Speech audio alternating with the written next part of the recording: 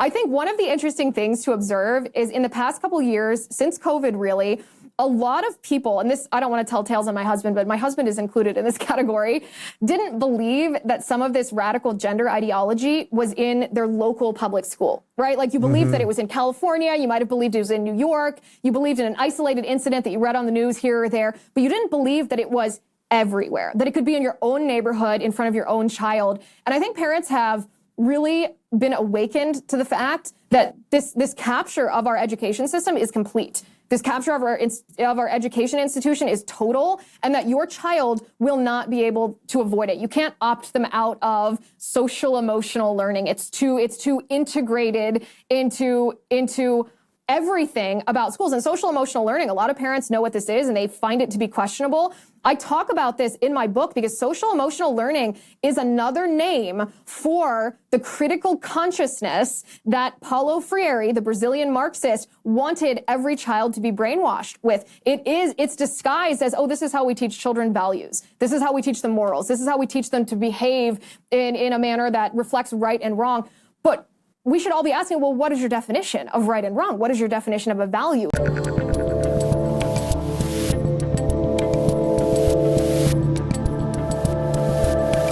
I'm Dave Rubin, and joining me today is the host of The Liz Wheeler Show, as well as the author of the new book, Hide Your Children, Exposing the Marxists Behind the Attack on America's Kids.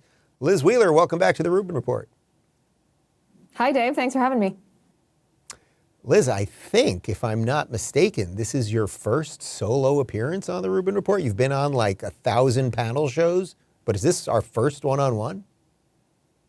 It is. It doesn't seem like the first time because I'm so often on your Friday show, but yes, this is basically what it's like when you and I hang out.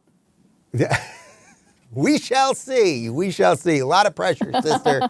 All right, just real briefly, most of my audience, of course, knows you, but for the people that do not know you, you want to give a minute recap of who Liz Wheeler is and why it is that she's trying to save our kids from the Marxists.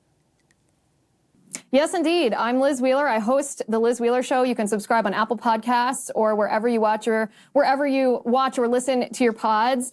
I'm a political commentator. Pro. Yes, thank you.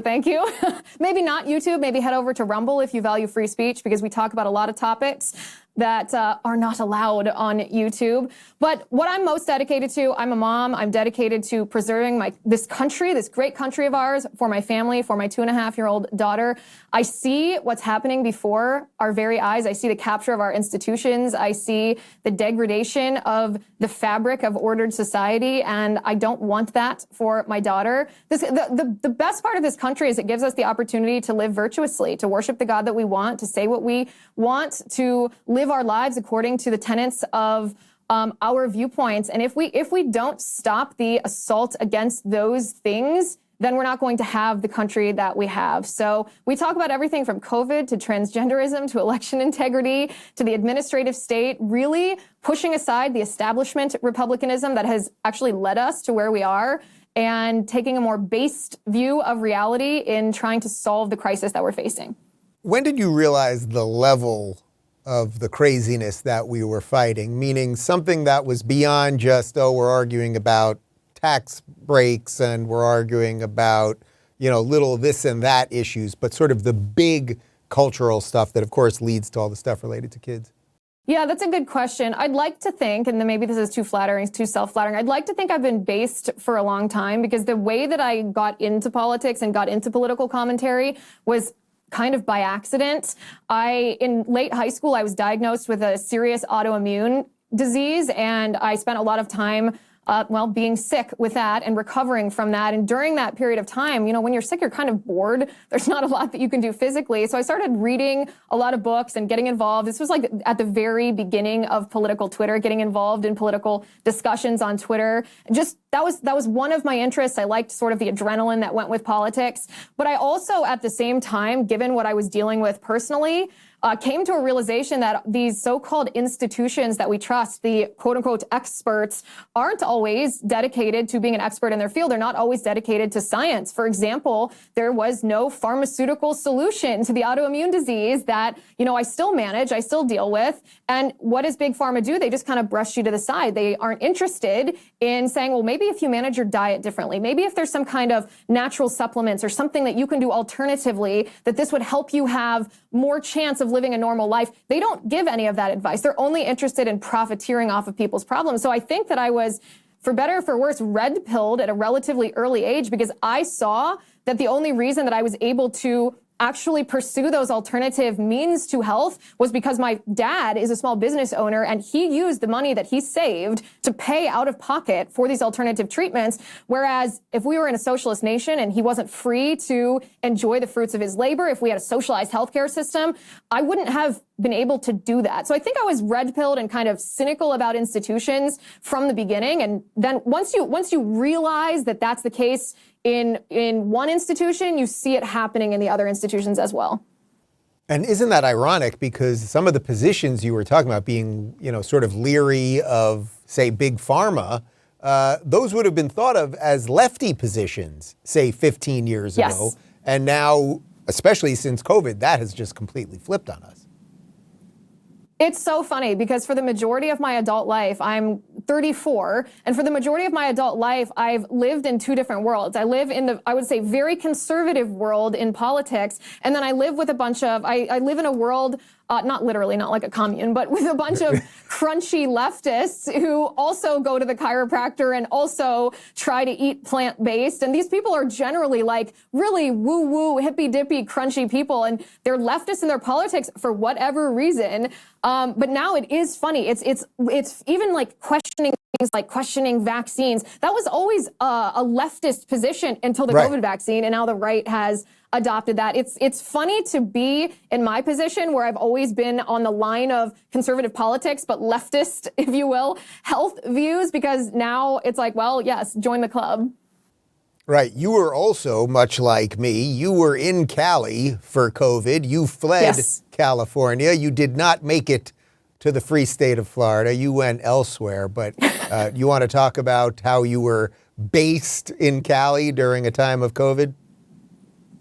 Yes, I will. And by the way, for everyone watching and listening to this, this is bullying from Dave to get me to come to Florida, which I appreciate, although the humidity might be a little high. I love California. Here's the thing. I don't hate California with this visceral rage that a lot of people feel towards it. I think California is paradise. I think there's a reason that historically the Golden State was the land of opportunity. This is where you would go, California, to seek your fortune, really, to find the American dream. And it actually breaks my heart to see what's happening in California because California is still paradise in a sense. It's beautiful. There's so many resources. It's like nowhere else in the United States. My heart is in California, and it really is just crushing to see what leftist politics do to a land that is so beautiful and so prosperous and somewhere that it used to be everyone desired to move to. But with the open border and with Gavin Newsom at the helm, with his technocratic dictatorship in California, with his dedication to quote unquote climate change, with cracking down on free speech,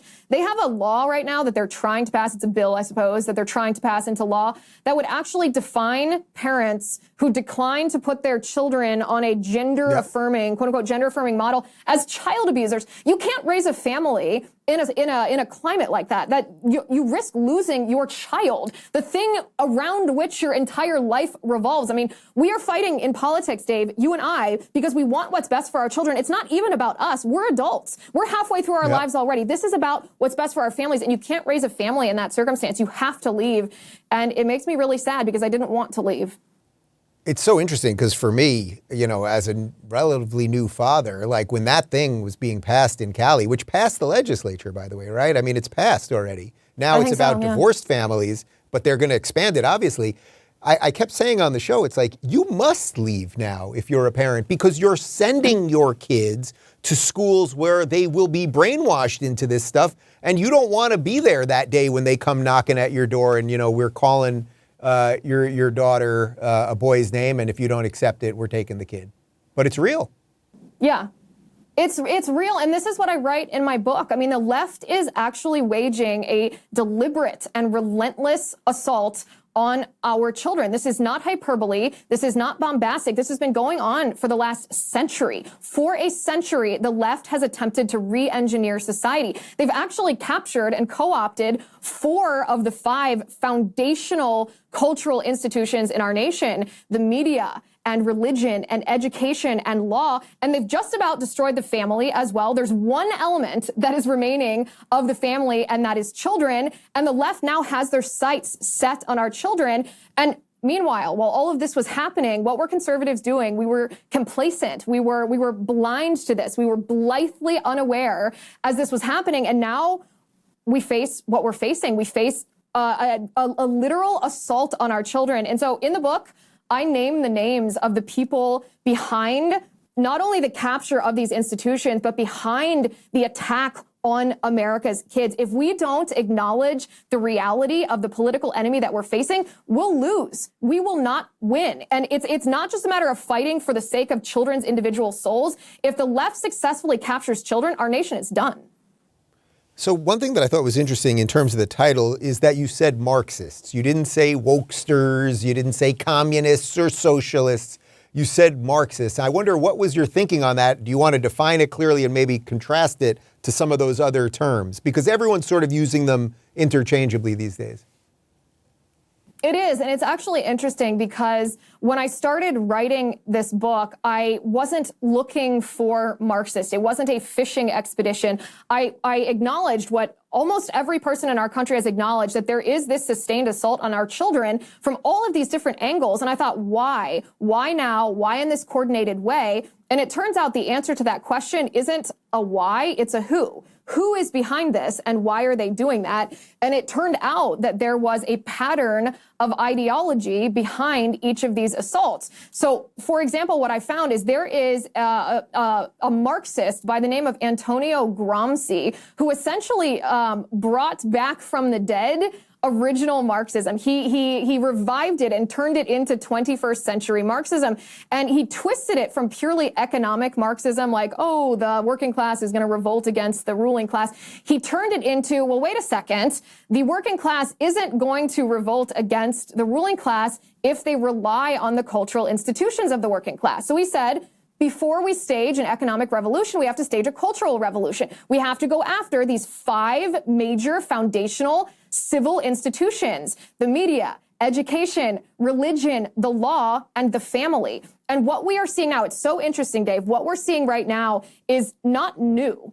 It's not a new idea. It's not a new ideology. It's not a new enemy. It's actually sometimes hundreds of years old. It's just been repurposed for this moment. It's why I say if we don't acknowledge what we're facing, we're not going to fight well against it. But once you see who's behind the assault on each of these institutions, I mean, you can certainly put a stop to it because you can simply thwart their strategy, which these old Marxists lay out maybe even more clearly than the new leftists do today.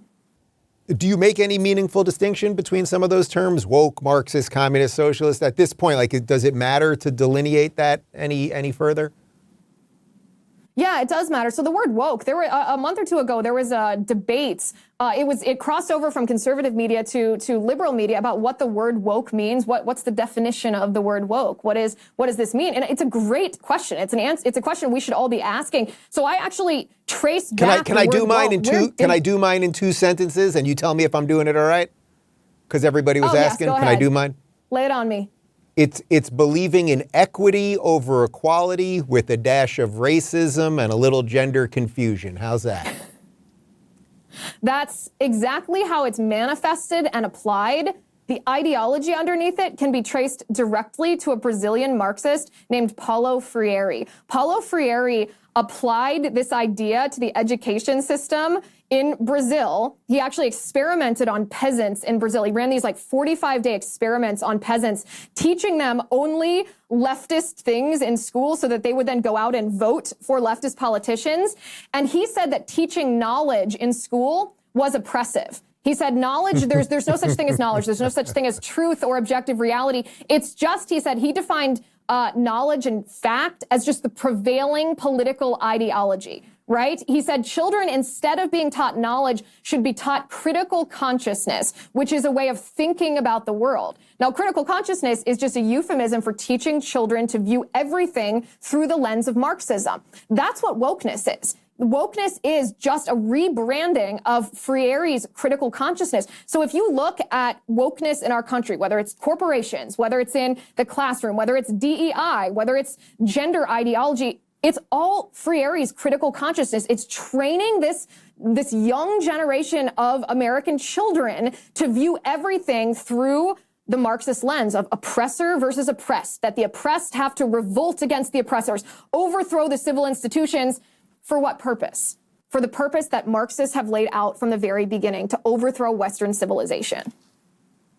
As evil as you think the ideology obviously is, are you ever impressed with their ability to have had it spread and how quickly it's destroyed so much? And also how no matter what happens, it always causes them to double down. So, for example, if we reverse systemic racism through the Supreme Court getting rid of affirmative action, somehow now that actually is proof to them that the courts are corrupt, thus more fuel for their fire. Listen, you know what impresses me and what I actually paused when I was writing this book because it hit me as a revelation. It impresses me that the Democratic Party today always operates as a cohesive unit. They never have any significant dissenters. They always are marching in lockstep. And you compare that to Republicans in Congress or in the Senate, and Republicans seem kind of haphazard. They're not always cohesive. They can't always move as a unit.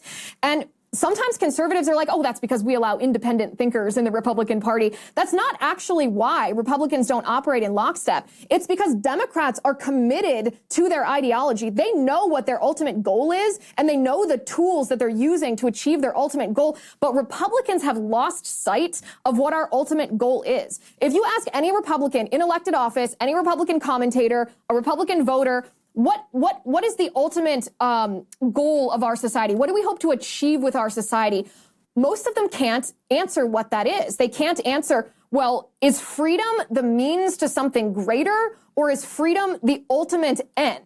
Because those two things are radically different and radically change what our governing philosophy is at the state level and the federal level. And if we don't, as Republicans, have a cohesive definition of what we want for our society, then of course we're not going to agree on how we achieve that. And then we're just going to be a chaotic party like we are. And what happens when we have a chaotic party? It leads us to the cultural crisis that we're in right now.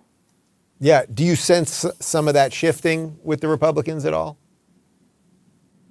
I sense a new and I find delightful tension in the Republican Party, where some people are waking up to the fact that the old guard of republicanism isn't effective. I think a lot of people don't know why the old guard isn't effective. We oftentimes ascribe it to just being corrupt. And don't get me wrong, there's plenty of corruption in politics, even on the Republican side. But it's not just corruption. It is the lack of ability to define that the goal of a society should be human flourishing. We want human beings to flourish. That's what we want from a society. That's the goal of the United States of America, our experiment in liberty. The goal is human flourishing. Maybe we define human flourishing differently than the left does, which just begets another conversation. How are we going to define what's the base level here, the reality that we will all agree on to build our society off of towards something, towards what? What are we going to order it for? What's the purpose of liberty? And I'll give you a concrete example here. So David French, we all know him. He was at the National Review. He's now in the New York Times. He now writes for the New York Times. He made an argument once that drag queen story hours, where grown men dressing as sexualized stereotypical versions of women gyrate in front of children in scanty outfits. It's horrendous. He once made the argument that that was one of the blessings of liberty guaranteed in our Constitution. And I actually think that this is a perfect example of a disordered view on whether liberty should be the means to something greater or whether liberty is the end in and of itself. If you define liberty as the ultimate goal, then yes, David French is correct, because just the liberty to do something like that, even if you and I find it to be horrendous, would be moral because they have the liberty to do that. But we understand, everyone understands that this is not a moral thing. This is an abjectly immoral thing for men to act in that sexual manner around children. It's horrendous. We all know this at a gut level, a visceral level, which should bring us to the question, okay, well, if liberty is not the ultimate end, then what is the ultimate end? Is liberty but the means to something greater? And if so, we should pass laws and order our society from the local, state, and federal level, our institutions such as the education system and our religious institutions, towards that which liberty allows us to achieve. So would you say that our institutions can actually be reverted back to something more sane or can change at all? Or do you think they all need to be blown up? Or maybe it's case by case, depending on religious institution versus governmental, et cetera. Yeah.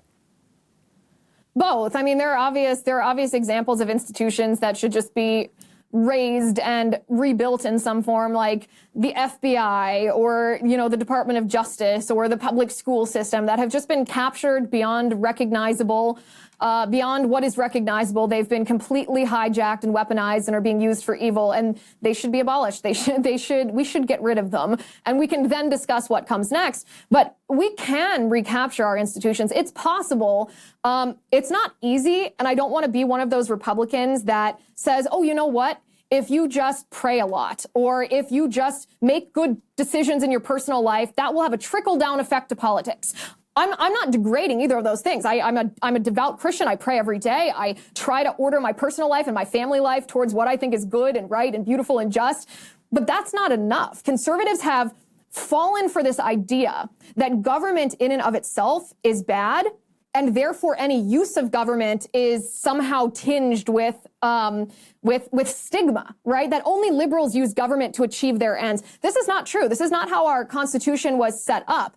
We actually have a responsibility and a duty to use government to properly order our society towards, I would argue, that freedom is a means to justice. We should use our government to order our society towards true justice. In fact, I don't believe in neutrality. So I don't believe that if we withdraw from government because we don't want the stigma of using government to achieve our ends, I don't believe that we can keep a neutral playing field. Either the left is going to occupy it or we're going to occupy it. Right now, the left is, but we can. There's nothing holding us back except ourselves.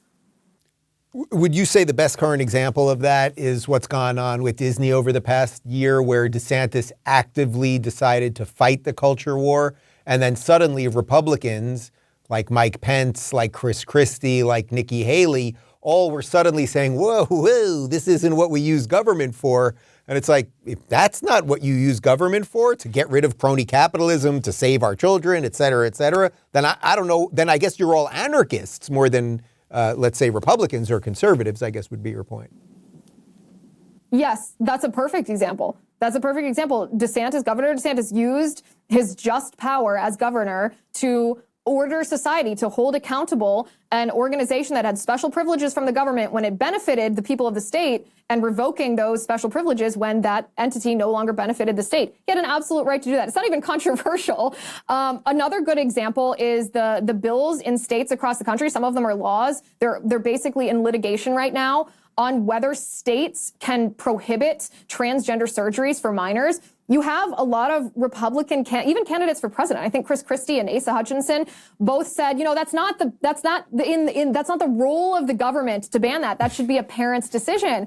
And my response to that is, you don't understand reality here. We already use government to prohibit parents from abusing their children, right? You're not allowed to physically or verbally abuse your child as that's correct. That's exactly what the government should do, is prevent that type of abuse. And we use it culturally and societally too. A child, for example, is not allowed to go in onto the floor of a casino. Why? Because as a society, we agree that that is not a moral thing, a proper thing for a child to be doing. A child's not allowed to go into an establishment that primarily serves alcohol. We already use the government not to supersede parental rights. I'm all about parental rights, but to protect children from abuse, to protect children from abject immorality. If it is not the role of the government to protect these young children from exploitation, from pharmaceuticals and cross-sex hormones and surgery that will ruin their bodies for life, then my goodness, what is the purpose of government? Like, why do we even bother?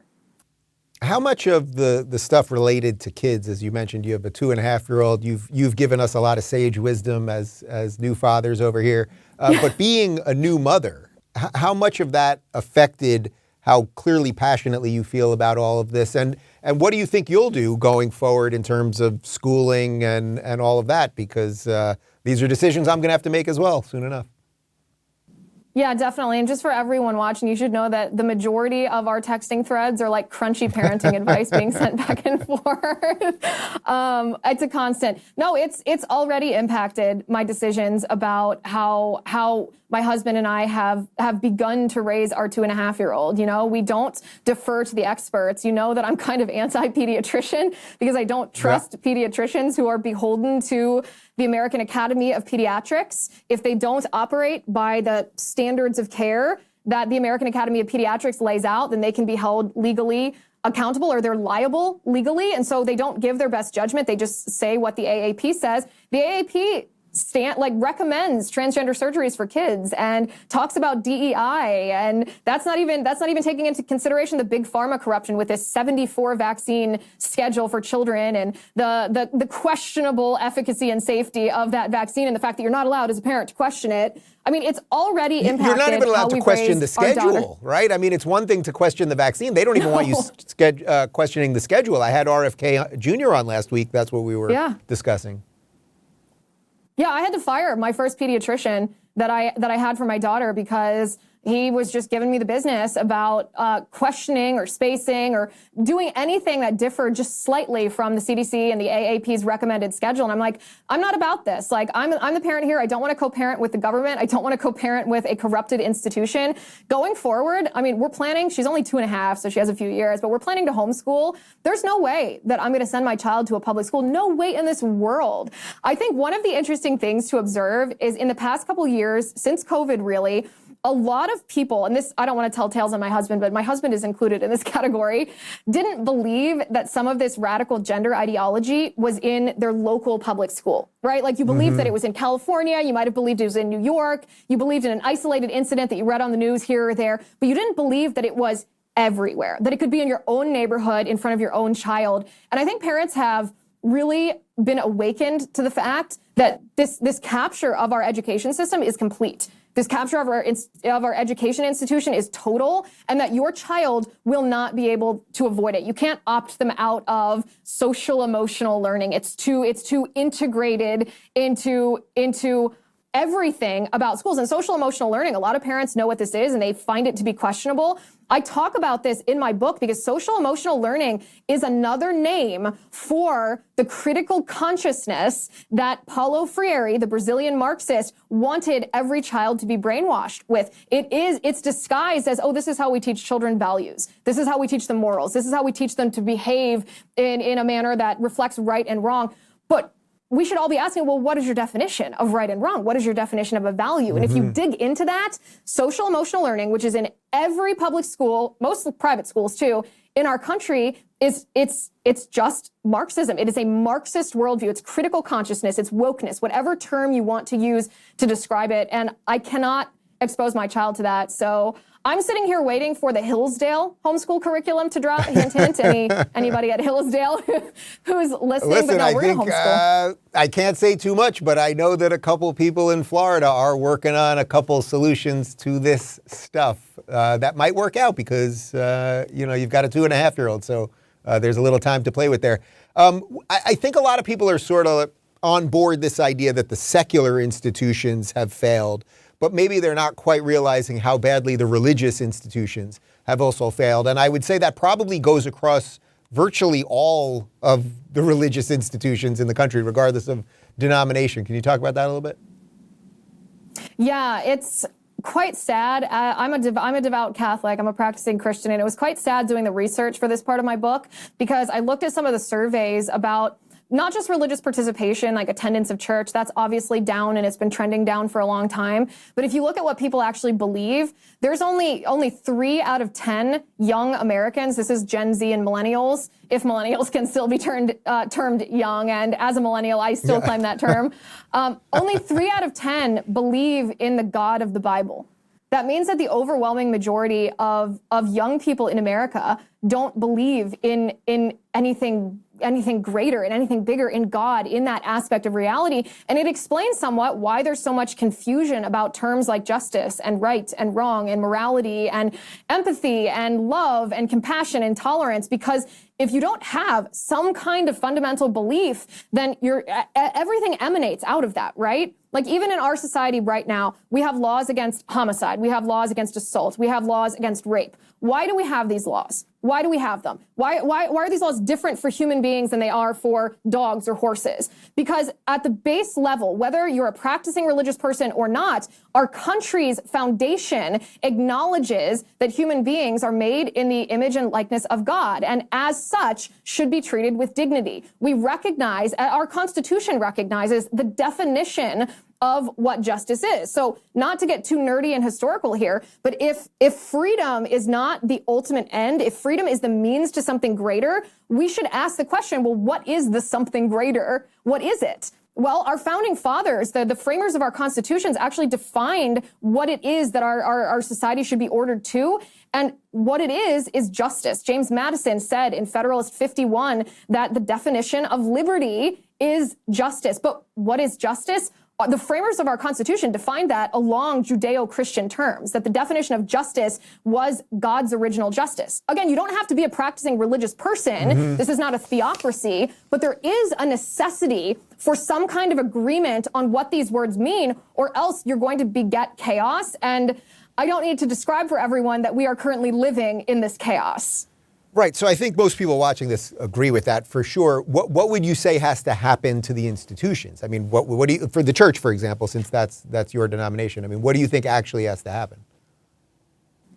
Well, I think the church, the Catholic Church I'll speak to personally because I'm a practicing Catholic. The Catholic Church has been extremely lax in their catechesis, which means the teaching of the faith to the faithful. They have not explained and defended the tenets of the faith. And when you don't have a good grasp of what you believe and why you believe it, you are very vulnerable to that which you think you believe being twisted by someone else. So, for example, we're told by AOC that the Green New Deal is environmental justice. We're told by Planned Parenthood that abortion is reproductive justice. If you don't have a good understanding about what justice means based on your religious belief, then you're going to be very vulnerable to falling for people that are lying to you, people that are false prophets. So first of all, the church needs to be very clear about their responsibility and their duty to catechize their faithful. If we did this in a better way, if we did this in a more effective way, then we would have more cultural warriors like you and I who were unafraid to stand up against the Marxists assaulting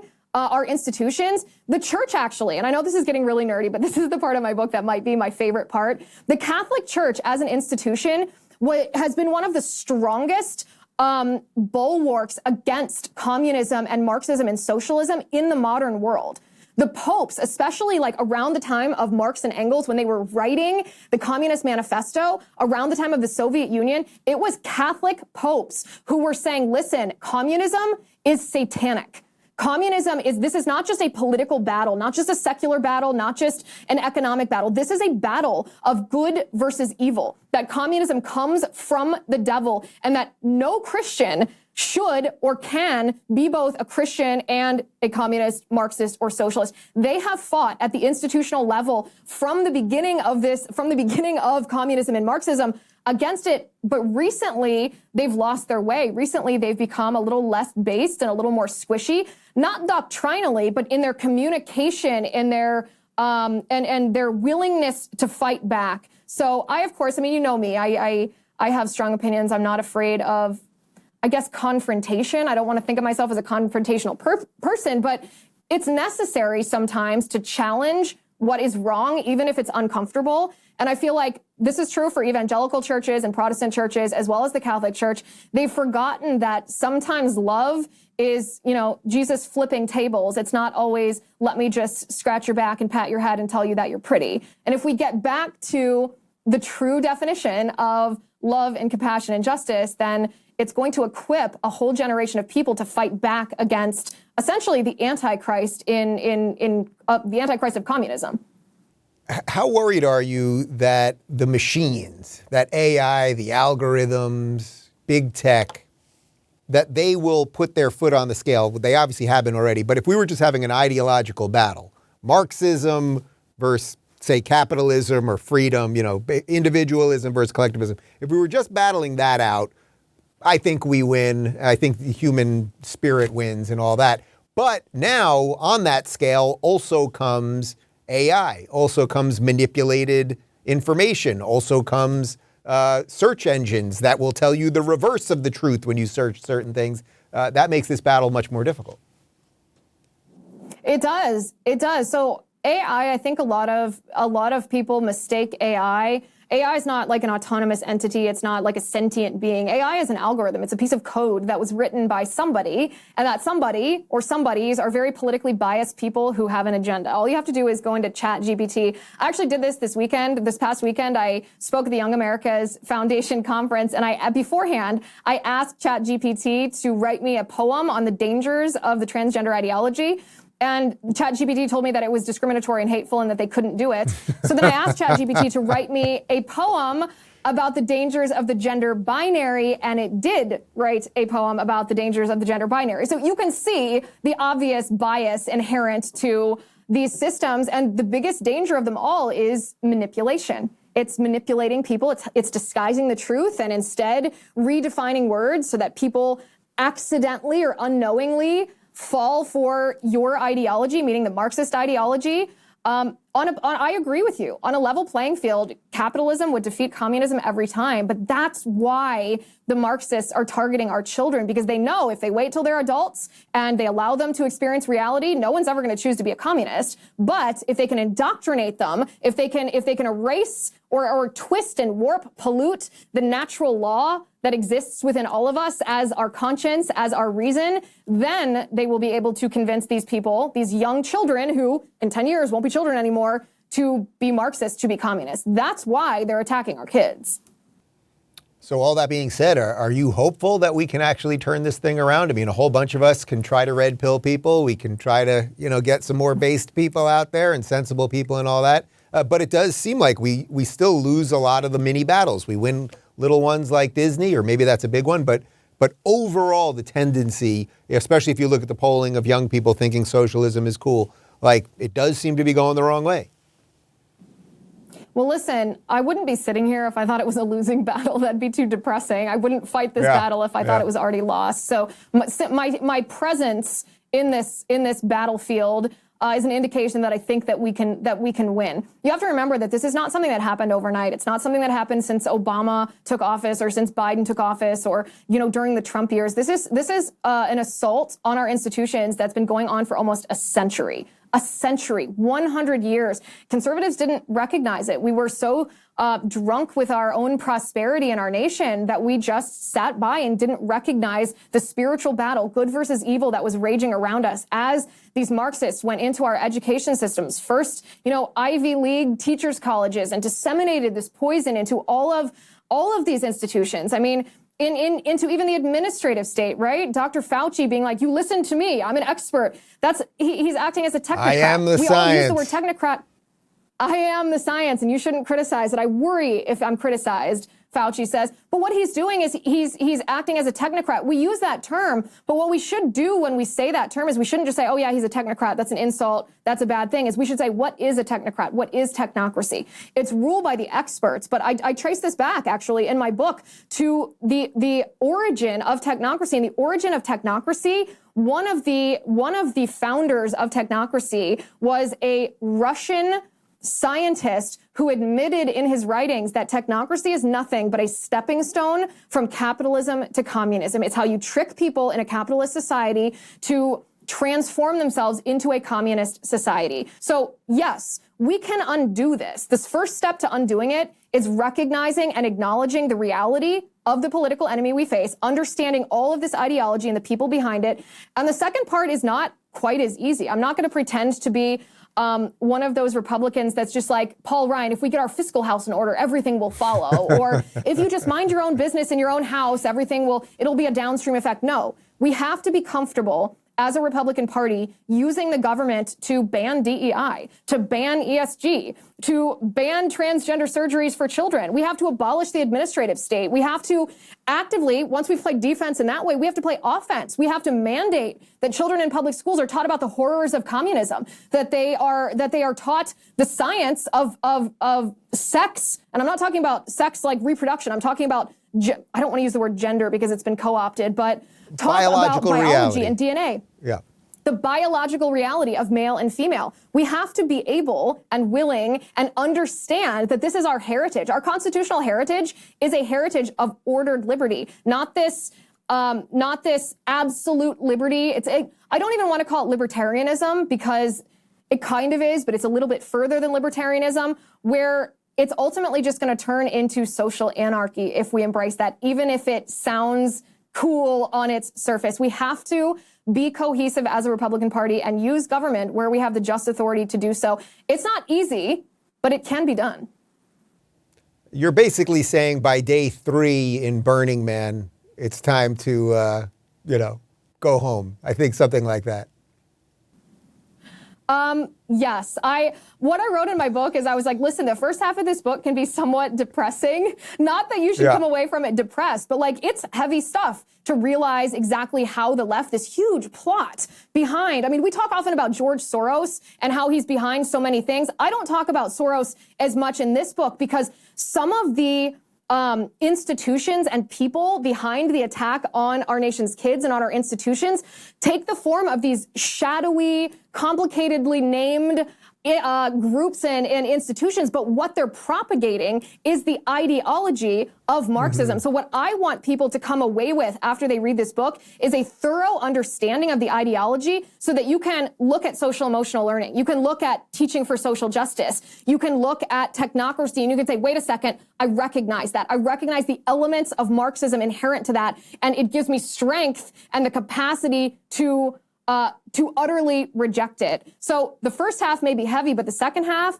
like, listen, you are going to come out swinging after you put this book down because it is, my editor actually told me that the last chapter was intimidating for a president of the United States, let alone a flustered parent. And I was like, thank you. I take that as a compliment. That's what the Republican Party needs. We don't need soft establishment leadership. We need someone that's like, it's not going to be easy, but if you actually want to win, here's a blueprint for how to do it. Liz, as I always say to you, but how do you really feel? If I could only figure it out. If you could just be a little clearer in your language and tell me how you really feel. We are going to link to the book down below. It was a pleasure to see you, my friend, and I will text you some children questions after this. Thank you, Dave. I really appreciate it. Everyone just go to Amazon or wherever you want to buy your books if you hate Jeff Bezos. And make sure you subscribe to the Liz Wheeler Show on Apple Podcasts. Right down below. And thanks, Dave. She's a podcast pro. All right. Thanks, Liz. If you're looking for more honest and thoughtful conversations about politics instead of mindless drivel, check out our politics playlist. And if you want to watch full interviews on a variety of topics, watch our full episode playlist, all right over here. And to get notified of all future videos, be sure to subscribe and click the notification bell.